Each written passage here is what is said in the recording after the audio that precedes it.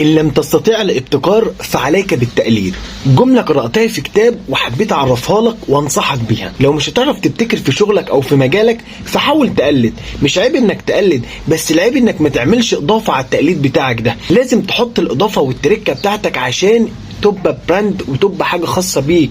احنا طول ما احنا عايشين او احنا مولودين اصلا عشان نتعلم من بعض ونستفاد من بعض، فبلاش تاخد كوبي باست دي وخلاص وتحطها زي ما اتعلمتها. لازم تحط التركة بتاعتك والخلطة بتاعتك عشان يبقى ليك اسلوب مميز عن غيرك. لكن المبدأ واحد، لو مش هتعرف تبتكر زي ما بقولك انت في بدايتك مش هتعرف تبتكر، لازم تقلد. وعشان تقلد وتحطها كوبي باست زي ما انت بتعملها كده ناس كتير ممكن تنتقدك، فلازم تحط التركة بتاعتك وتحط الحاجة هتميزك عن غيرك فيها. بلاش تعمل نصح على كل حاجة وتعمل نفسك فاهم في كل حاجة عشان هتطلع في الاخر مش فاهم اي حاجة.